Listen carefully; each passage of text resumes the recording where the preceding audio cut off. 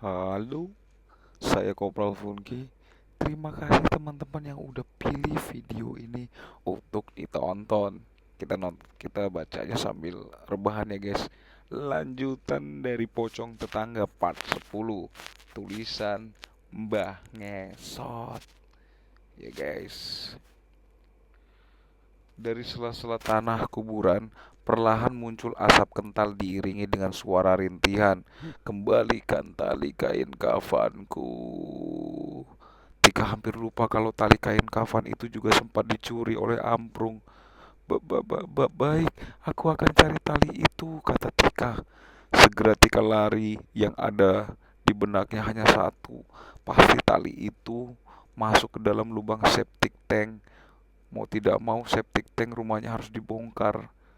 Sesampainya di kampung, dia langsung mendatangi tukang tukang bangunan dan memintanya untuk membongkar septic tank rumahnya. Tika tahu tidak mudah menemukan tali itu, tapi mau bagaimanapun ia harus tetap mencobanya.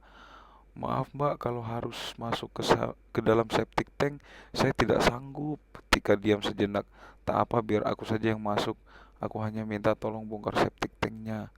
Memangnya apa yang mbak cari? Tanya Ruslan. Pokoknya benda penting. Aduh, anjir jatuh, cuk. Astagfirullahaladzim.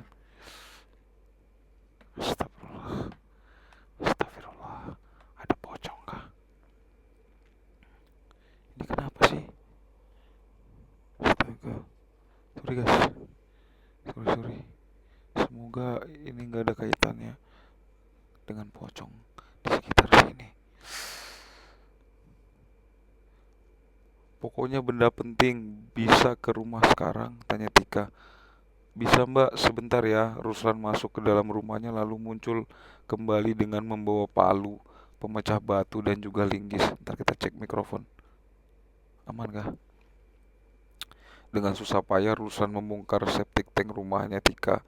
Mereka berdua mengenakan masker dan kacamata.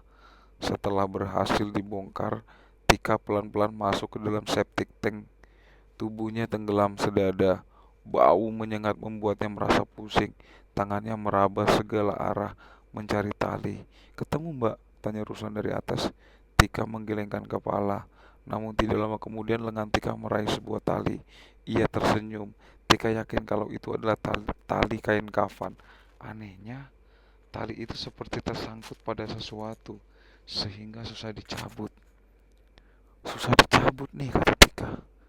Ia menarik tali itu sambil berteriak, mengeluarkan seluruh tenaganya.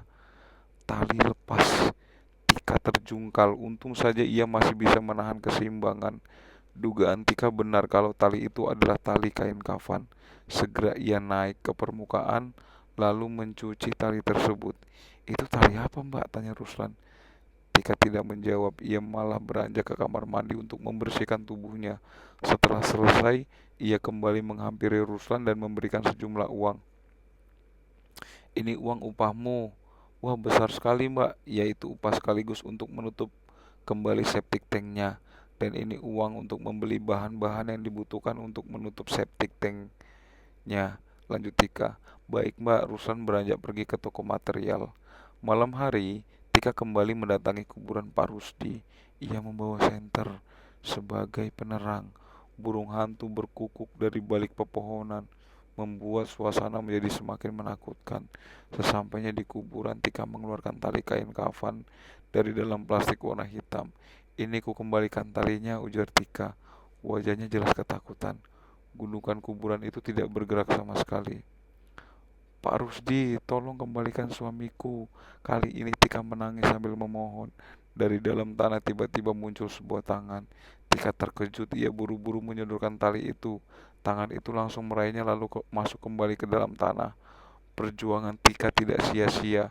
Dari kegelapan muncul Amprung yang berjalan tertatih-tatih. Segera Tika berlari ke arah suaminya lalu memeluknya sambil menangis.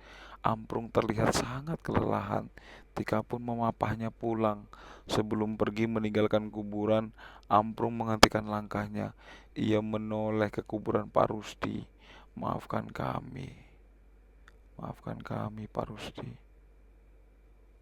Selesai. Selesai guys, tamat. Aduh,